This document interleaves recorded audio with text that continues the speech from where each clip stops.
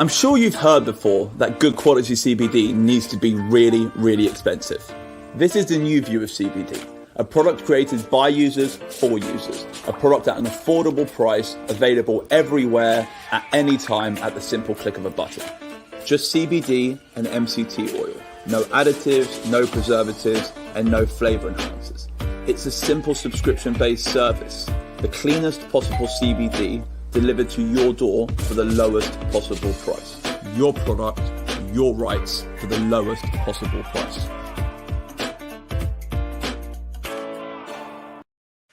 Hello and welcome to the ABC of CBD, episode 77. Unfortunately, this week again, we're not joined by Russ. So if everyone can say a little prayer and wish him a quick and speedy recovery. It's Thursday night. If you're listening on YouTube, please hit the like button and the follow button. If you're watching on Facebook, follow the Men's Radio Facebook page. If you're watching us afterwards and you want to interact with any of the guests on this show who have been, or if you want to interact with me, you can find us on Facebook, find us on LinkedIn. We all want to communicate with you. We want to educate you. We don't just come here to speak for an hour a week. You know, we're here to engage with. So if anyone's been, you could call it, affected by any of the stories which we've discussed over the last 77 weeks, feel free to reach out to me and I can point you in the right direction of the, you call it the educator who you seek, or what's it called? Or you can directly reach out to them. I'm sure they would love to hear from you. Now, this week, we're joined by Ruby Devoy. Okay, Ruby Devoy is a journalist. She's an advocate. She's so much more. Today is all about cannabis and the media, how it's taking every newspaper and every media channel by storm, how every media channel focuses on cannabis in a whole new way now, but also how not every wordy pensmith is equally gifted with cannabis knowledge. You know, there are a lot of people out there who write about cannabis who don't necessarily understand it. There's a lot of misinformation. There's a lot of writing without thinking about the consequences. Ruby is different. She specializes in cannabis penmanship, pen-personship.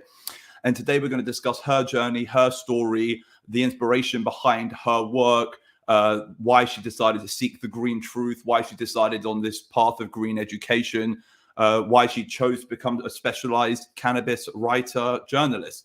So generally her view on the world in which we all live. So without further ado, I'm going to bring on our guest because no one knows her life better than her. And the fact of the matter is it's great to talk about other people, but at the end of the day, no one speaks about themselves better than themselves. Ruby, thanks for joining us. Thank you for having me. Happy Thursday. Happy Thursday. Happy Thursday. Thank you so much for joining us. Thank you so much for participating in the show.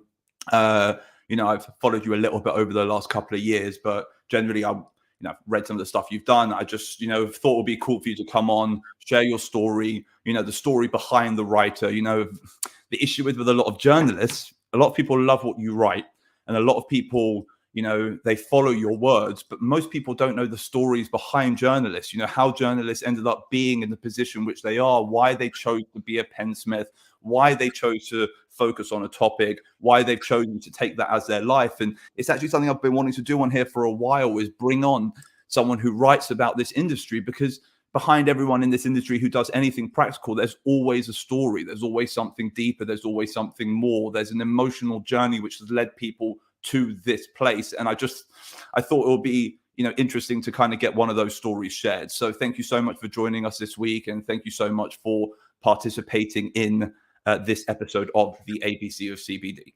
You're very welcome. So, yeah. You want to start with questions? Should I start throwing them out there? Yeah, go for it. Ask me a question. Fine. So, my first question is usually, what was your first ever interaction with cannabis? That's always like my go-to first question, because it kind of it opens the doors to a bigger conversation. So, what was your first interaction with cannabis? It surprises a lot of people to hear that I was hugely anti-cannabis originally. So I like that. Yeah, so I like the U-turners. Do you know what I mean? Totally. Like I was the number one. I was completely duped by the propaganda, as I now know it is. Sorry, hang on a second. I've got some noise going on in the background. Hang on. Sorry. That's okay. So yeah, I thought that cannabis was the devil. I was one of those. So I had really bad experiences with it, like with other people using it. I only really saw the negative side of it. I had relationships with people who, abused it and did not do well on it at all. Any times that I tried it, I didn't enjoy it. I probably, because I was expecting something of it that wasn't positive.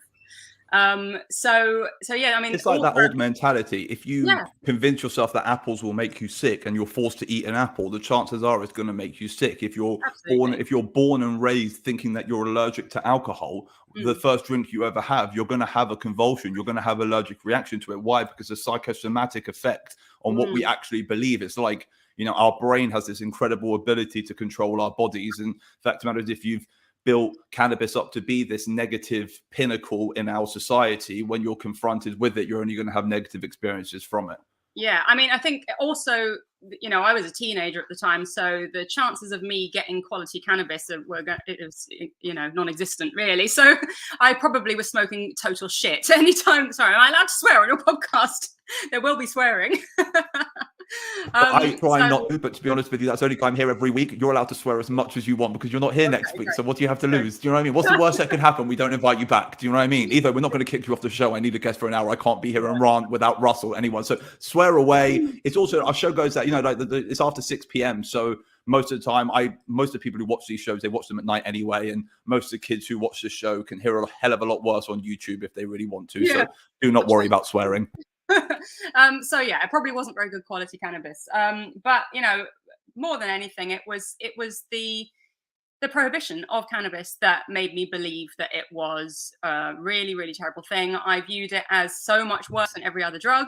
I drank heavily. I would go out drinking to a horrific extent every weekend and getting myself into situations that were incredibly dangerous, and didn't think anything of it. That was fine. Alcohol was fine, but cannabis wouldn't touch What it. age were you at this time, if don't mind me asking, Ruby? Oh God, this would be like, I started young. So like this would have been from age 12 plus. So, I was drinking when I was 12. And I think that's quite... That happens in the UK. Yeah. I remember being 12, 13 years old and, walking into the local, newsagent, and they know that you're you're not 30 because I buy my bus pass from there. So they knew it. And I bought my 3.5 litre bottle of Frosty Jacks. Do you know what I mean? Playing Edward Cider Hands. Do you remember those days? Terrible. But normalization of drinking culture in the UK, that's what happens. Like alcohol is so normalized that it's like, kids want to start drinking young. Why? Because it's normal. It's normal to drink. It's an adult thing to do. It's to such an unhealthy extent. Like especially in the UK, we drink so heavily compared to people in other countries as well. If you go to America, they think we're all alcoholics. Exactly. And in America, when they are drinking a lot, they're drinking light beer, which is 2.5%. They'll have 50 beers a night, but it's here in the UK, you get like 19% beers now. If you go to like some of these micro breweries, it's which gets you a pint of. It's insane that the alcohol culture in the UK. Yeah. So you didn't answer my question though. What was your first interaction with cannabis? Well, my first interaction. Okay, so there were negative ones there. So I used cannabis when I was a teenager, hated it, thought it was terrible. But then when I was older, so how old have I been? I've been like 22. I went to America and I stayed out there for a while, and I was staying with Native Americans. And they introduced me to cannabis as part of their culture. And obviously that's a very, very, very different take on cannabis because they use it spiritually. And I was sort of having my eyes opened to a lot of, spirituality at that time, especially being with the people I was with in America. And I saw that they used cannabis, for their journeys, to enlighten themselves and to... It's like the ritualistic, holistic elements of cannabis, which brings them, like heightens their sensitivity, brings them closer to their spiritual leaders, etc., etc. Absolutely. So it's totally different relationship with it, and an ancient relationship as well, that's totally been kind of wiped away. It's been replaced with the devil weed, and actually it's always been a part of their culture. It's always been a part of Rastafarian culture. It's been a part of Indian culture and Ayurvedic medicine, and which I've learned now, but I wasn't really aware of at all before. So the transition for you happened about the age of 22. Yeah. And so my next question is, what came first, cannabis or journalism? Well, journalism. Okay, so I journalism thought, came first. yeah, Were I you mean, ever an anti-cannabis propaganda writer? no, no, Did no, you no. ever write any? Because considering journalism came first, and like Mm. you said, you were anti-cannabis. It's a fair question. Do you know Yeah, what I mean? It's absolutely, like absolutely, yeah. No, that would have been incredible if you were like the yeah, one who was slagging us off to high heaven and yeah. saying, "No, no, no, I've converted now." That would be incredible. But I yeah, have you written haven't for done the that. Daily Mail. I have written for the Daily Mail. I'm sorry, but It's not about okay. cannabis. So yeah, no. I mean, by the time I got into journalism, I wasn't anti-cannabis at that point. So but it wasn't that I started writing about cannabis. So I didn't really set out to become a journalist. I became a journalist because I wanted to share some things. So I kind of started living my life in a way that was, I would only use organic products. I started learning a lot about chemicals that are used in makeup and perfumes and hair care and food and Teflon and everywhere, every aspect of our lives are just filled with all these chemicals. And I started educating myself on it and found out really, really horrific things, about the chemicals that we consume every And single day, ingest, and and we which we've ought to surrounded consume. ourselves by. Yeah, And it's just, and the thing is, it's almost like we just accept it now. We yeah. accept the fact that ingredients are, chemical concoctions, like Mhm. E6432. Do you know what I Mhm. mean? Like random Yes. chemical, which is in something, but no one asked a question of what is that? What is Do you know that? what I mean? What is that? What does Like it do to my body? it's not a fruit and it's not a Mm, natural extract. It's not a natural component. It's been designed to replace something that was once natural. But mm, what is it? What's it made from? Why is it in there? yeah. That why is it in there? Like why does it do what it's supposed to do? What's its purpose in the product? It's Yeah. actually so we had Kyle Esplin. You know Kyle Mhm, Esplin? mhm, Yeah, we had Kyle on 2 weeks ago, and he said something about he was questioning his doctor based on the ingredients in one of the medicines he tried to give him, and he was saying about how like what's the actual purpose of it? Something. What did he say? He goes, uh, "This medicine's going to make you gain weight," and he goes, "Why? Is it high in calories?" That mm, was his response to the doctor. But the doctor's like, mhm, "No, actually, there are other chemical compounds in there which encourage weight gain. Basically, they mm, destroy gut flora and gut fauna, and they encourage your body to unfortunately put on weight." But it's mhm. all of the side effects of these chemical compounds which are never really discussed, and we plaster ourselves with them internally and externally Yeah. every single day. So I respect Absolutely. your research into kind of learning what you put in and outside of your body. I really Yeah. do respect that. Well, I mean, the things that I found were just so horrifying that I thought, other people need to know about this. And like now, it's more common knowledge. People Give us an are trying to example. Give buy us one of the organic. most horrific things you Okay, found. so one that always comes to mind, I wrote an article about perfume. People don't really think anything about perfume a lot of the time. It's all over you can get it on the high street. There's loads and loads of them. Everybody wears perfume. But it was something like there were over 100 chemicals that were not listed in high street perfumes, some of which were not actually legal, weren't allowed. And it showed, I think it was something like the children who were exposed to perfume had early onset puberty, and women who use perfume every day had early onset menopause. So it's like by like 10 years or something horrific like that. It was really like a staggering amount. And that's how much it messes your endocrine system up. That's just perfume. And Jeez. you've got teenage girls who are like slathering themselves with this horrible makeup, which is just absolutely laden with chemicals, which is completely disrupting their hormones and God knows what else, and it's awful, and Destroying children. all natural balances as well. That's another Yeah. thing. As soon as chemical ingredients are introduced to this natural, because we as humans, we're actually a natural compound. That's what we are. We're made up of natural compounds. So Mm. when we introduce phytonutrients to us, we respond well to it. When you introduce chemical nutrients to you, your body doesn't really know how to deal with it. So at first it might appear to be dealing with it quite well, but the imbalances it causes further on down the line are only time will tell. There's Yeah. been no test studies for 50 years on what these products do to people, but in 50 Mhm. years time we're going to know exactly what these products do to people. Yeah, well, It's not like we are finding out now. yeah. We know that in a household, usually the place that with the highest number of toxins in is a child's bedroom because of their toys, and that's disgusting. They're literally giving these children cancer.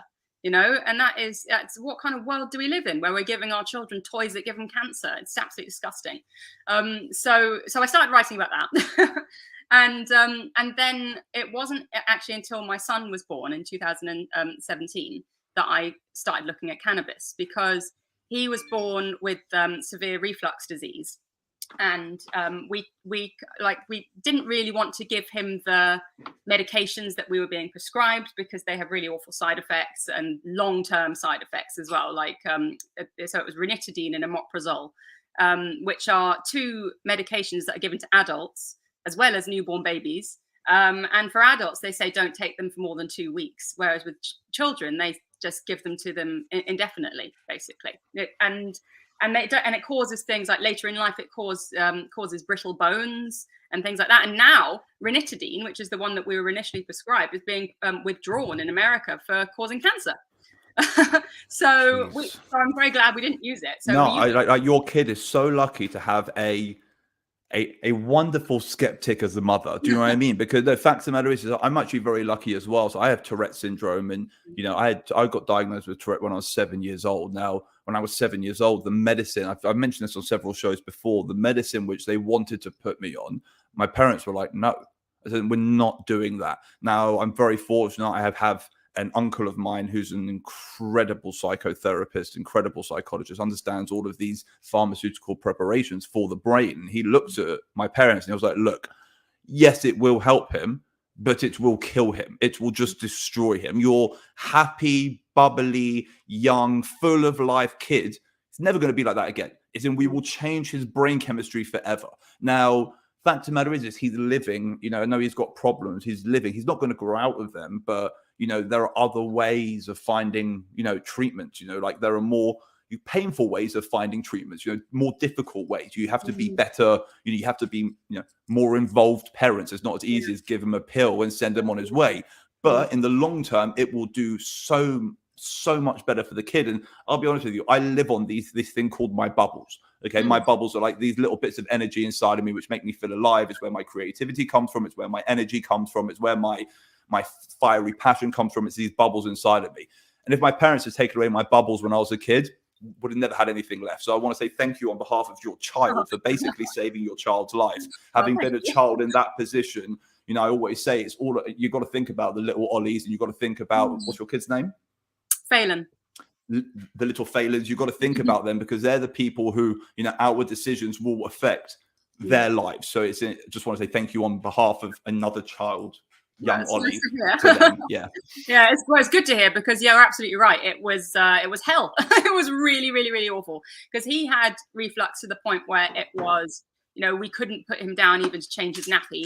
He was screaming constantly, day and night for 2 years. He was just screaming. And we found things that helped. We didn't put him on the medication, but what we did do is we took him to craniosacral osteopathy, and we gave him regular chiropractor treatments. He had acupuncture treatments every 2 weeks. We gave him homeopathy. We gave him Western herbal medicine.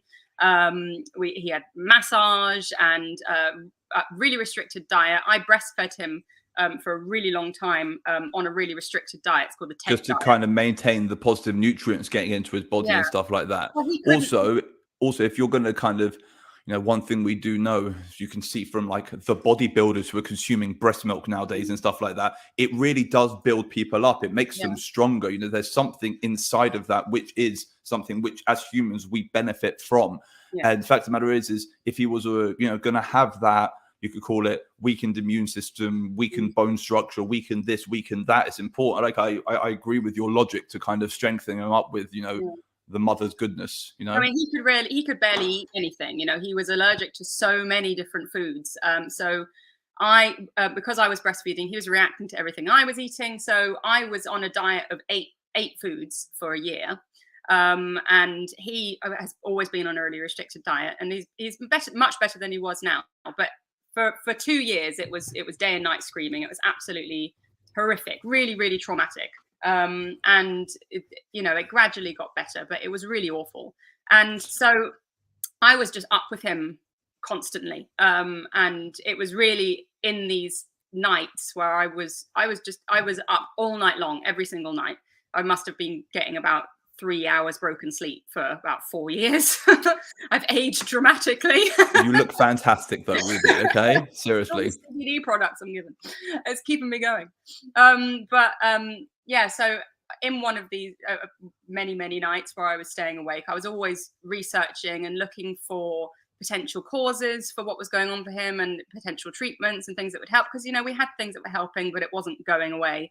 And So what were some of the things that were helping? Acupuncture was absolutely incredible. It was really good. We were really fortunate that we were seeing the UK's top pediatric acupuncturist who treated him for free. Amazing. Because we didn't have any money, and so he just offered to treat us. And also literally the woman who wrote the book on cranial sacral osteopathy for children, she treated him for a massively discounted price. Amazing. And homeopathy, I know there are a lot of skeptics about homeopathy out there, and I was very skeptical about homeopathy as well, but it was incredible. Like he would go from screaming his head off to giving him his homeopathy and he'd go to sleep. Amazing. And it worked. It worked. I don't care what people say. It absolutely worked for him, and it wasn't a placebo because he was a baby. So it was helping, and it was brilliant. And the Incredible. diet helped as well. The diet alterations. There are always going to be skeptics out there.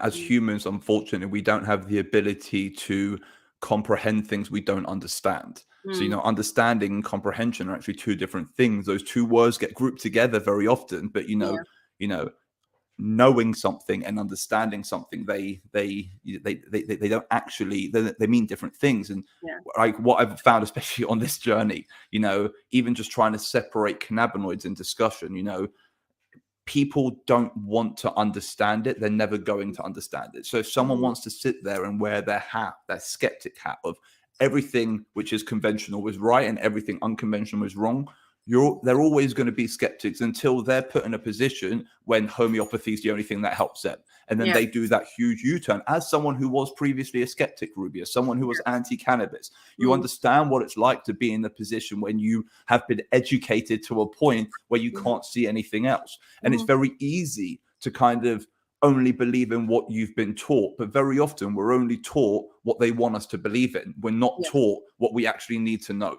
And, that's what's so great about this new world we're living in, when we can have conversations about how homeopathy has helped your child. And hopefully, fingers crossed, someone out there who needs to hear this information will be able to hear it.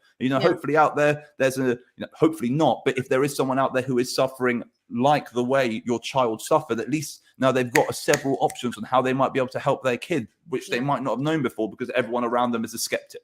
You've got to stay with conventional medicine. Nothing else will work. It's one of those things which, it's a plague. It's a plague upon us as a population, because it doesn't give us the ability to think outside of the box. It doesn't give us the ability to, look over the way and think that maybe the grass, what's it called? So maybe what's it called? There's another option on the other side of the field type thing. Maybe we don't have that ability.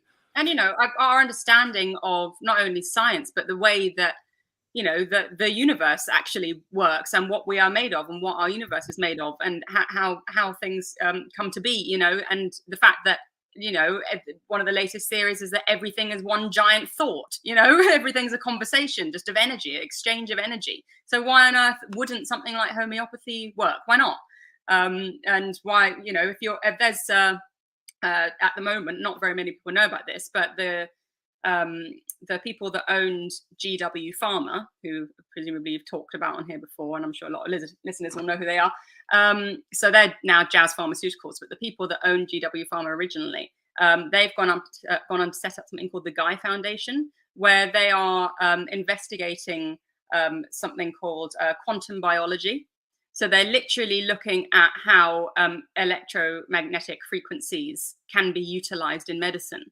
So, that's happening. There's a lot of money being put into studies right now to see how we can utilize that as a medicine. That's literally just messing with energy. I actually agree with all of this stuff. So there's a sociologist, his name's Foucault, social political scientist. Different people in different groups refer to philosophers will call him a philosopher, and economics will call him an economist, and etc. But he's a sociologist.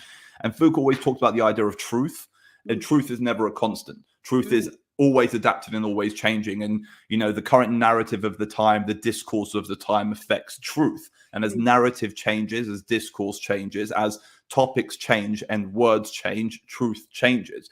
And, you know, we're moving away from a truth, a narrative, a discourse that the pharmaceutical world has all the answers. And we're moving back into a world of a narrative and a truth where the answers are outside waiting to be discovered again. So I agree with all of this thought process about electromagnetic waves and pulses and stuff. And fact of the matter is, what they're doing in agriculture with that is just insane. You know, the fact that, you know, they bring electromagnetic waves into crop harvest and you're getting 9 times the amount of crop from a plant. You know, it's mental. It's absolutely crazy. So yeah, I don't know enough about it, but I'm saying I understand the logic, and it's definitely worth, you know, it's worth exploring. And if we don't explore, we're never going to discover, are we? So even if they end up failing, they've got to try. Yeah, you've got to constantly be asking questions. I mean, what do we know? Nothing. Literally nothing. We have no idea about anything. Which everything is that we base everything on. So like, you know, gravity, for example, it's all just our best guess at the moment, isn't it? We don't really know anything. So until it all gets disproved, and then the next truth isn't what we know until the next one. So how did medical cannabis come into your child's life? So on one of these long nights where I was up looking for treatments and whatever, I came across a pediatric study about CBD oil for reflux disease. And so I started reading about that. And he was too young really to be giving it to him then. He was still a baby. But it piqued my interest, you know. I was like, what is this? Okay, that's fascinating. And so I started reading a bit more. My partner has EDS, Ehlers-Danlos syndrome. So I started reading further into that and about how it affects mast cells and things like that. And that was fascinating. And that was really the first time I was kind of like, what is going on here? There's some seriously interesting medical stuff happening in the background. Because this is, you know, 2017. It wasn't legal here as a medicine yet. Were you a skeptic at this time or not? No. So at this moment, I just wanted to ask. So you moved past the point of being anti-cannabis. You're now in an indifferent page. Okay. And now you're like, you know what? Cannabis might not be so bad. I'm still not the advocate which you are today. I'm not the journalist that I am today, but my child's in pain and I need to start looking for other options. You start looking at cannabis as the other option. I wasn't I'm just trying to get an idea. I wasn't like looking for cannabis. It just came up. You were looking for something. Yeah, you were looking for something. Exactly. And, you know, then I actually, I kind of left it there for a while. It was really interesting, but I wasn't focusing on that. And then a little while later, I was in a journalist group, and Mary Biles, you know Mary Biles? I know Mary. She put a post up on this Facebook group saying, are there any health journalists here who want some work? And I was just working non-stop at that time. So I would work all through the night. I'd be sat there with baby like this and laptop like this, and I'd just be typing away. And I was like seriously prolific at that time. I did a crazy amount of work. Just writing. It was all about natural health. That was really my thing. If you're not sleeping, do you know what I mean? If you're not sleeping, you know, you might as well. A couple of typos, but, you know, Apple will figure that out. I don't know how I did it, but there we go. I can imagine you're sitting there with a little baby on the hat, a little baby strapped to your chest. You're like, all right, look, mate, I've got to type, you've got to type. We've got to do like double the amount of his little hands going with your little hands at the same time. Really cute. She put a post up about that. I was writing about health, wellness. I was writing a lot about kind of what I like to call spiritual psychology as well. And then, so I wrote to her and hold on, just quickly. You were choosing your topics, or you were being allocated these topics to write about? Amazing. Yeah. This was all I was pitching to people. And I was writing a lot for Breathe magazine at the time, which was quite a nice little outlet for my spiritual, you know, imaginings. It's important as well. It's important that your writings also target the right people. You know, writing something like that and putting it in the Daily Mail is wasted, because what you're going to do is you're putting your story in the hands of the people who are just going to rip you to shreds for it. You need to make sure that you're, you know, working with the publications, working with the companies who actually want to present your information as accurate, you know. I agree and disagree with that, which I'll get onto. Oh, okay, good. I do actually feel like I feel quite strongly about trying to write for publications that wouldn't ordinarily publish positive cannabis things, because what's the point in preaching to the choir, you know? But anyway, I'll get onto that. The echo chamber. No, you're all right. You're actually very right. Yes, spoke to Mary Biles. Turned out that she was getting loads of work writing for CBD companies. She couldn't take it all on, so she introduced me to this CBD marketplace that wanted someone to write for them. I didn't really know anything about CBD at the time. they got me to write a little intro for them. So I did a little, I sort of, you know, did some preliminary research and did a little intro. And then they commissioned me to write 40 articles about CBD and cannabis. Very and that cool. was it. That was it. You know, once I started, when you go write 40 articles, you know, I'm the kind of person that gets a bit obsessed with whatever I'm doing. I get really, really, really focused. I will go down those rabbit holes. It will consume my entire life. You know, even when I worked in a jewelry shop, I became obsessed with jewelry and worked in an art gallery. Suddenly I love art, you know. but if you're writing specific information about cannabis, not broad, and you're actually doing a lot of research, you'll be surprised as to how many different rabbit holes they are and how many different directions they lead in. So you start actually learning about the intricacies, you start learning about the detail, you start surrounding yourself with this hidden knowledge around cannabis, which is in the minds of people who have lived these experiences. Because at the end of the day, it's so, you could call it, it's so constricted to the lives of people, I want to say like me and like other grassrooted people out there who have, you know, lived this industry for 20 years, lived this industry for 18 years, who have had so many interactions with cannabis on every single level, that we build up this understanding about it, you know, from a functional perspective. There's only so much you can read from books, but when you start doing the research and you start almost immersing yourself underneath the culture, it's quite easy to kind of take these little snippets and write about them in detail, especially when you want to provide, you know, accurate detail. One of the things I said to you on the phone yesterday is my biggest problem with a lot of cannabis writings, not writers, a lot of the cannabis writings which are released out there, is the fact that they are very unfactual and very broad. And I brought this up to you on the phone yesterday, and I can't remember if you agreed with me or strongly disagreed with me. No, but it's that idea that when you get these mercenary style pensmiths who basically, like, they get paid to write about a subject, and that's what they do, but they're not thinking about the consequences of the words they're writing, whether it's over positive or over negative. That idea that, you know, cannabis as a whole is a singular that can be attributed to everyone in exactly the same way, it's very dangerous. But when you start like dissecting the marketplace and you start analyzing every constituent part, every active ingredient, every different molecule within the cannabis plant, you start realizing the diverse applications for this, you know, and you can really write for years. So I understand if you're given 40 articles to write about, you probably found 800 articles worth of information. Oh, yeah, absolutely. And what you're probably thinking is I'm going to do an injustice to my reader if I group these together and these together, because at the end of the day, it's like grouping apples and pears together because they look similar.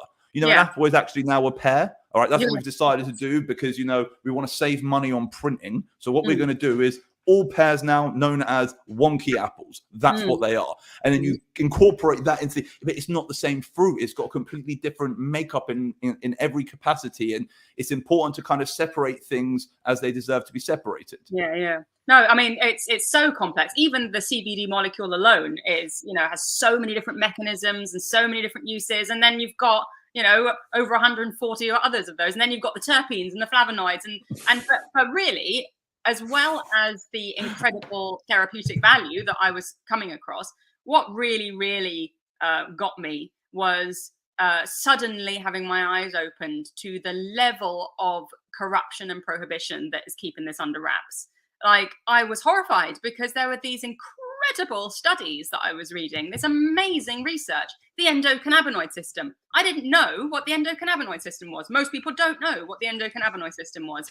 I was just like, what the hell is going on? How is that not on every medical school Why syllabus? is this not on the radar? Like, why do people not know about this? You know, like, and that's I understand exactly. I understand exactly that. Or, you know, you start looking at, you know, like you said, the corruption. It's like the research only gets released if the people making the research get the answers that they want from the research. So, you know, once again, to go back to my sociology years, the first question was what do you want to find out from your research? And you build your study to find the answers that you want to find. So it's actually a functional piece of research, because if you don't build that in, then you can't do the rest of your analysis based on the research that you want to find, what you want to prove is right. And it's very easy as someone conducting a research analysis to prove their point right, or to prove their point wrong and never mention the information ever again. Do you understand what I mean? Yeah. And I find that happens a lot in this industry. David Nutt's a prime example there, I think. Finding information that they didn't want to hear about. Exactly. Superstar. Love him. Yeah, he's great. Sorry, I ranted. Carry on.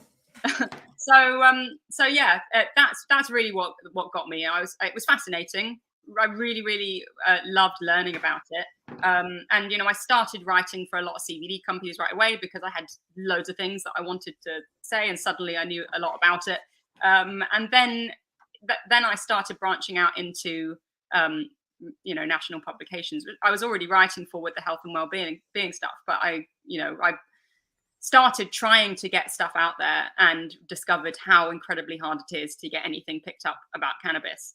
But I'm a very determined kind of person. I'm like a dog with a bone with these poor editors. Is this at the same time as you were writing the 40 articles, or this is after that now? A bit of both. So I probably started it while I was doing the articles, but it got bigger obviously once I finished that, because that was a lot of work. Amazing. I just learned so much. And then I was already writing regularly for Top Sante magazine, just general health and well-being stuff. And so I pitched them a column, a CBD column, and they said no initially. But then they came back a few months later saying, oh, actually, yes, we will take that. I was like, brilliant. And they were absolutely amazing. The editor of Top Sante magazine is brilliant. She's a proper person. she wants to try and get proper stuff out there, and she just gave me free rein. She wants to disseminate the correct information to people who need to have it, as opposed to just feeding people garbage. Yeah, I like that. She's a good person. Are you still working with them? No, not really. I haven't done much of them in a while. So I did my column with them for a year, and I was writing regular features for them as well. I just haven't been pitching to them recently because I've had my sights set on other things now. What year was this, if you don't mind me asking? Oh God, that probably would have been like 2020. So it's still very early, because I'll say it's between, let's say, 2019 to 2022 now was like kind of the surge of cannabis media, you could call it, the surge of articles being written and released every single day. Everyone was picking up a cannabis story of sorts every single day in their articles. Most of which is negative. Most of which was negative, exactly. What did you try and do differently? As in, like being a journalist, and having this knowledge, having this experience of being, a mother who's researched cannabis for her child, having this, idea where you didn't want to just be another pensmith just writing garbage. What did you try and do differently? How did you present yourself differently? How did you stop yourself from being corrupted? Because very often pensmiths get told how to write. So how did you stop all of that happening? How did you stay true to your mission? How did you stay true to the audience who deserves to hear correct information? So with Top Sante, they were brilliant. They gave me free rein, basically. So it started out as a CBD column, and I just said to her, I'm not going to focus on just CBD. I'm going to talk about cannabis. I'm going to talk about the whole thing. And she was like, fine, that's okay. And so I ended up writing a whole plant cannabis column, really, rather than the CBD column, which was great. And obviously that furthered my understanding of it as well, because it gave me more reason to research it. And then, it was really when I started talking to patients. I can't remember who I was first talking to or why, but I started speaking to the patients, and it started off with parents of children with severe epilepsy. And, they were telling me about their experiences. And, I actually feel very lucky now that I've had this experience with my son, because although it was traumatic, I really feel that it's given me an insight into what these parents are going through. But fortunately for me, not to the extreme that they are going through. So when I hear about their stories, and when I hear about, they're having to pay up to £3,000 a month to get their child's medication, and they know that there is this thing, medical cannabis, whole plant cannabis, that works. It's got like a 96% success rate in the children that try it, or like 84% reduction in seizures, I think is what it is now, in the recent drug science data. And, I was hearing these parents, telling me their stories, and it's heartbreaking and it's horrific, and no one should have to go through that. And these children are suffering. They are at risk of dying every single day because they're not being given cannabis. And the reason they're not being given cannabis is based on lies. It's based on profit for the pharmaceutical companies and for the plastic companies and the petrol It's industry. based on unnecessary restrictions which don't value life. Do you know what I Yeah. mean? It's like there are like rules, you know, like there are rules in most religions. Okay, they have a rule that nothing should ever stop you saving a life. As in, to save a life, you can take a life. That's how complicated the rules are. But I mean, like like saving a life is the most important thing, and for some reason, that's just been lost from the narrative, which I don't understand. Like when life, like it's literally a life ring. It's the lifeboat they need in a flood, and it's being held up No, every it's single terrible. time and being restricted every single time. And I feel like those stories were the ones which really started to convert Russ. So when we started doing the show, Russ was like you as a child who was very anti-cannabis. And it took about, I want to say, 8 weeks. And then we had Tanine Montgomery on, and Tanine Yeah, showed us a child of I've interviewed Tanine. Yeah, I know her yeah, story. Tanine's awesome. I love Tanine, and she showed us a video of her child of Indy going through a seizure, and basically Russ was just like, "Damn," and explained, and then Tanine explained about how literally cannabis all saves her, Yeah, like literally saves her, Mm. and it's such an eye opener. It's so important, and at the end of the day, no parent deserves to see their child suffer that way, and no child deserves to suffer that way. So No. if there is something that can fix them and can help them, why are we not giving it to them? It's just mental. So I understand that. Also, as a parent, you have that ability to get that. I understand. I really get it. And, I you know, get it. they're being forced to put their children on these medications that are seriously harmful for them, and they give them no quality of life. And like there was another parent who I spoke to quite recently, and she was telling me about how she's having to pay nearly £3,000 a month for her son's medication, and she was saying that the doctors would rather give him this surgery, brain surgery, which would leave him paralyzed, than give him medical cannabis. Because what? Because why? Because they're worried about the risks. What about the risk of the surgery? What about the risk of the anti-epileptics? And the thing is all of these surgeries have a risk of death. And then they'll turn around and say, we can't give you cannabis because, you know, they're not scared that cannabis will kill someone. Like, doctors don't say that. But these surgeries, these medicines, they all come with risk of death. Yeah. Doctors don't believe. There's no belief structure. Yeah. No, it's terrible. It's all the propaganda, which the media has driven, you know. So, you know, I feel very, very strongly about it. You know, I feel very passionate about it. I've spoken to a lot of patients now, and I speak to them every single day, and I know how cannabis affects their lives, and I know that I know how not having access to cannabis affects their lives, and you know, they're suicidal. They are incredibly ill. They're terminally ill, and it's disgusting. They're desperate, you know. And you know, you're asking me, how do I not get corrupted? How do I not write in the way that they want me to write? I won't. That's really all it comes down to. I won't do it. I'm not in journalism to write for the sake of writing. I've literally become a journalist as a means to an end. You know, originally it was to tell people, don't put those chemicals on your body. Don't do that to yourself. And now it's, don't believe these lies about cannabis. It's productive penmanship, pen-personship, sorry. It's productive pen-personship as opposed to vanity pen-personship. You don't really care about your name being in every article. You care about, you know, actually making a functional difference in other people's lives. Now I do care about my name being in every article because I'm on a mission, you know, to change things. I'm trying, and I have been trying for a few years now, to make myself the cannabis journalist in the UK. So when they want something written about cannabis, I'm the one who will write it, because I know that I will do it justice, and I won't talk about all this rubbish. I won't give into the propaganda. I won't do that, because I know you won't sell out. That's the main thing. You won't sell out.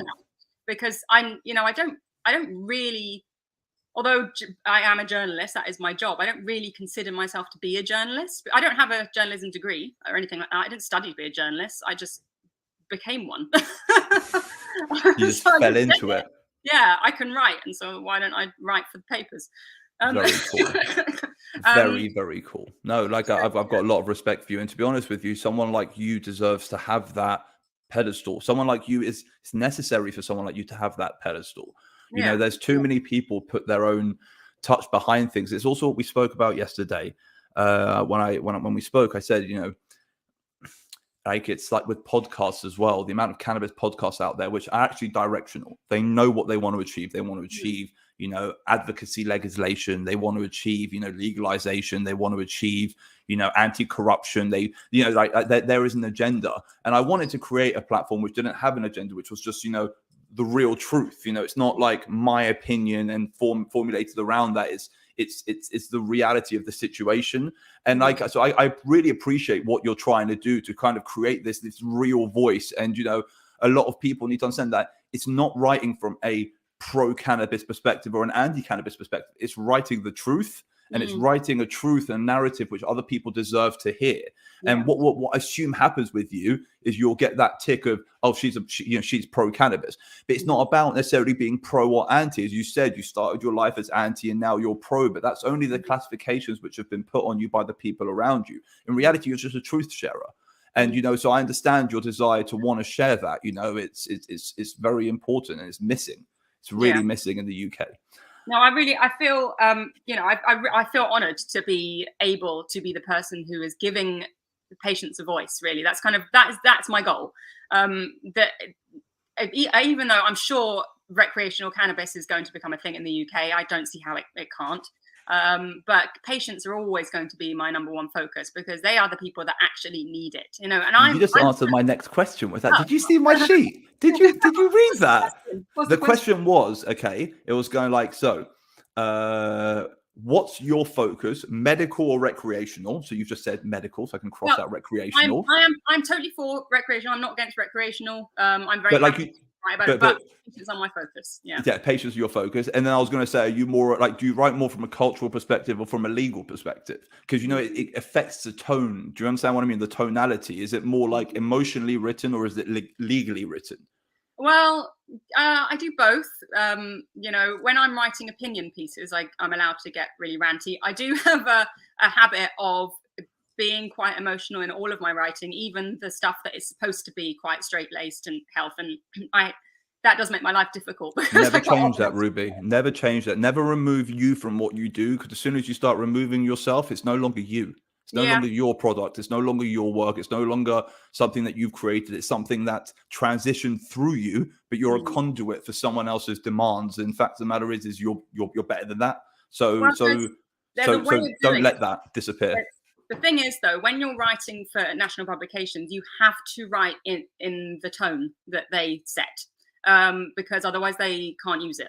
So all publications have their own kind of voice that they put together, unless it's an opinion piece, in which case it's your own voice. But say I'm writing a health piece for the Mirror, I have to write it in the Mirror's style. That doesn't mean that I have to say anything in particular that they want me to say. I can say what I want to say, but I have to say it in the way that they want it written, if you know what I mean. See, I'm really dyslexic, so I can't even write what I want to say the way I mean it. So that whole idea of writing the way someone else wants me to write, the way they mean it, it's making my brain want to explode a little bit. That whole idea of putting like tone, I have zero ability to put tone in my messages. So I get a lot of messages like, "Are you angry?" I'm like, "Why?" Well, the last email, I was like, "What have I done?" So me and I've got so much respect for anyone who can actually write emotion well, because I just have zero ability to do it. And as such an expressive person, I find it very difficult to put myself onto the page, because I lose that edge. I lose my bubbles, as you could say. So I mean, it's important. It is important to stick within that tone, or they won't publish it, basically. But that doesn't necessarily mean you have to kowtow to any particular narrative. You know, you can say, you know, what as you say, I'm just telling the truth, so I can back everything up that I'm saying with studies and you know, data and proof. I have evidence of everything that I say, so you know, they can't really argue that. It's just, as long as you are doing it in the right way, you can get it in there. So is your son a medical cannabis user now? No. Is he a CBD user? No, not really. I did give it to him for a while to see if it would help with his sleep, but it didn't particularly, that I noticed. I was giving him Charlotte's Web for a little while, because he kind of has ADHD symptoms now, which is quite common for children who have been in chronic pain, basically, when they're very young. But he's not diagnosed or anything yet, and so I let him have some CBD sometimes. I kind of watch him and I see, and I kind of might give him a drop every so often, even though I know you're supposed to do it regularly to build it up. I sometimes any changes? it's you can kind of calm them down a bit, but not really. I mean, I don't really give it to him much because I haven't really ADHD is a strange one. so much. However, I'll tell you what I do ADHD is a use hard on one. I've got this CBD foot gel from a brand called Biosport Art, and it is absolutely incredible for his growing pains. Like whenever he gets foot cramps, so he gets foot and leg cramps quite a lot at night, which might be because he might have EDS as well, possibly very mild, which gives cramps. But I put that on his feet, and his cramps go within 5 minutes. So, like any parents out there that are having to deal with their children having growing pains, I highly recommend getting some of that because it's amazing. I used to have growing pains growing up, and I mean, it was like the most painful thing I've ever experienced. I used to lie in bed at night just crying. I was in so much pain.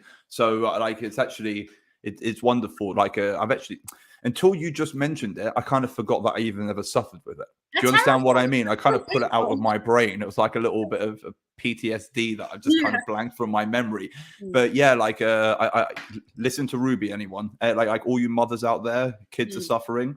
Listen to Ruby. But yeah, I mean that might be an interesting path to go down there actually, because I have discovered that is a really, really good product because I have tried many CBD products now, because I recommend them a lot. You know, I do the indie best lists, and I was recommending products every month for Top Santa in my column, and I recommend them a lot for lots of different magazines and papers. And I take it seriously. You know, it infuriates me when I see that anybody else is being commissioned to write a CBD product roundup, because I'm like, why the hell are you commissioning somebody else? They're not doing it like I do it. This is my industry. Back off, right? Yeah. You know what, guys? If anyone wants me to write an article or anything for them, please let me know. I would love to do it just to piss off Ruby, just to throw it out there. No, I wouldn't. I'm terrible wordsmith. I'm terrible pensmith. Terrible. No, it's just because I've tested so many products, and I have a method. You know, I have a group of case studies with various conditions, and I will read the lab reports of whatever product has been sent to me, and then I will decide which product is most appropriate for which need, and then I will give that product to the case study, and then they will test it for me, and and I keep the same people so that they test multiple products for me, so then they can compare the products to each other and see which ones stand out and which ones don't really help. And then if one really stands out for them, I tend to ask the brand to send me another bottle, and then I will test it on somebody else with the same condition. And just to kind of double validate it. Yeah, exactly. So, and that's how I decide which ones make the list. So, you know, I take it really seriously because it's expensive. You know, CBD is expensive. It's not cheap. And people, they want it because they have a problem that they want fixed. And people don't consume cannabinoids unless they need to consume cannabinoids. It's not a vanity consumption product, especially if you're edibly taking it. You know, most people have an ailment. There is a reason for the consumption of this, except for it's not for enjoyment purposes. You know, it's one of the first things I ever said at one of the first ever talks I ever gave is, you know, this bottle which you make means a hell of a lot more to the person buying it than it does to you. So it's imperative to make it properly. If you're not going to think about the actual function, direction, and logical application of the product, don't make the product. You know, if you're not going to think about the end consumer when you're designing a product for an end consumer, don't make the product. No, absolutely. I get so annoyed with brands that don't understand cannabis. There are so many CBD brands out there that don't understand the cannabis. Don't get me started. Don't understand the process. Don't piss me off, Rube. We've had a great 55 minutes. I don't want to swear. I don't want to start a rant. So, Ruby, carry on. I was going to ask you like the last 5-minute roundup question, but no, just finish what you wanted to say. No, I was just going to say that. So with these product roundups that I do, I take them very seriously because I know that people are using them for very specific needs. It means a lot to them if this CBD product can work for them. And so many CBD products are absolute rubbish. Like most of the CBD products I test don't do anything, or they might make you feel slightly better. Some of them actually make you feel worse. But there are some that are exceptional, and they really, really do work, and they really stand out, and they can totally change people's lives. But you know, people are off down Holland and Barrett or Boots or whatever, and they're picking up whatever's in there most of the time, which is crap. And then they think, oh well, it doesn't work. This can't help me. But it's not true. It's just And every time someone buys a CBD product and it doesn't work for them, it's someone on the other side who doesn't believe in cannabinoids anymore. And every time someone buys a product and it does work for them, you have someone who does believe in cannabinoids. And it's important for the growth of the industry as well as the satisfaction of patients for products to be functional, because functional products encourage repeat business. Non-functional products don't. And it's simple, like it's the most simple capitalistic mentalities. If you want to make money, make something that actually works for people. And then on the other side, if you want to keep your customers happy, make something that actually makes them happy. It's really simple logic. I don't know why it doesn't get followed. I feel very strongly that anybody who's getting into the CBD industry, I mean, I know that there's a lot of money to be made in the cannabis and CBD industry, but I just feel like if you don't understand the positive impact this can make in people's lives, if you don't care, if you don't understand the plant, if you're not willing to be involved in the politics of cannabis as well and fight against the prohibition of cannabis and against the propaganda of cannabis, you shouldn't be in the industry. Hell yeah. It makes things worse. Hell yeah. Listen to Ruby. She's the only one who's allowed to write. She's the only one who's allowed. She will literally put a hit out on you if you accept an article writing. Don't do it, guys. Journalists out there, I'm warning you. I'm trying to protect you. Okay? And let's do all this stuff, and then that's fine. So, Ruby, last question. What's your plan, except for global domination and a world takeover? You're Dr. Evil. Okay, what's the plan for the next few years? What do you actually want to do? What do you want to accomplish? I don't know. I've got a lot of ideas. I will continue doing journalism because it is important. I think it is giving a platform to people that need it, and it is helping to change the narrative, I hope. But I have other ideas as well that for other sort of businesses. I'd really like to try and launch something that is kind of cannabis apparel and accessories and things that are aimed at women. And that are really high class, because there's just nothing like that in the UK. In America, you've got loads of lovely things like that, and over here, it's still that kind of feeding into that image that all. It is a nascent market here. It's a younger market. Like I was speaking to some Americans literally before I got on this call. I was having a conference call. And they're like, the UK is 10 times bigger than America. I was like, first of all, you're mental, okay? Like all the stuff, which you guys produce in the media, it's not true. America's got 500 million people. England's got about 50, okay? Now, America's got an uptick of cannabis consumption at about 200%. So every year, like double the amount of people start to consume cannabis. It's growing exponentially. In the UK, we've got an uptick of about 7. And he was like, what do you mean? I was like, around 7% more patients will join every single year. He was like, what do you mean? I was like, exactly.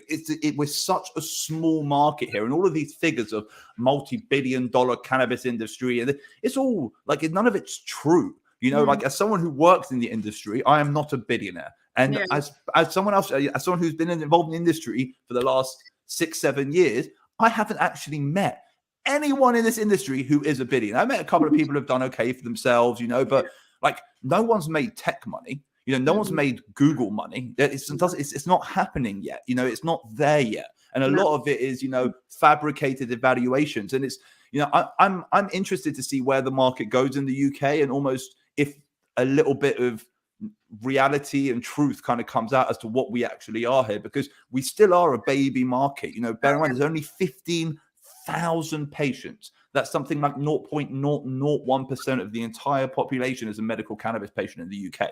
Very small market. And sorry, I ranted again. I keep on doing that. I do apologize. You've got a minute left. Okay. What would you like to say? So I mean, I think whatever it is that I'm doing, I've got these ideas for doing events for charities for various conditions as well, to try and get them on side for medical cannabis for their patients. But basically, everything that I have in the future, sort of future ideas for myself, involves helping to remove the stigma around cannabis and change the narrative, because that's really what's standing in the way for so many people, for doctors to educate themselves and change their minds, for people to come out and feel like they can say, I use cannabis instead of drinking wine, or I use cannabis as my medication, or however you use cannabis. There's no shame in it. And I think it's absolutely disgusting that we've been forced to believe that there is shame in it. And it's set everything back. So I'm very focused on changing that narrative and removing stigma. I think it's vitally important. So I can't wait to. What is that? I can't wait to see what else you achieve over the next few years. I cannot wait to see the fear in other journalists' eyes when they deny jobs for pen personship. Honestly, no. Thank you so much for everything you do. Thank you for delivering a true education. Thank you for staying true to your soul and your ethos and not being corrupted. And I really look forward to reading and seeing more of you over the next few years. And if there's anything I could ever do for you, I'm here, and you've got a platform on Men's Radio. If you ever want to come and talk again, we have a sister station called Women's Radio Station. If you ever want to go and share any of your stories on there, we would love to share your voice, because you're a real warrior, and your heart's in the right place. So thank you so much, Ruby. Once again, everyone at home, please wish Russ better. Okay, quick and speedy recovery. And I'll see you guys again next week for another awesome show. Thank you so much for everyone who tunes in. God bless you.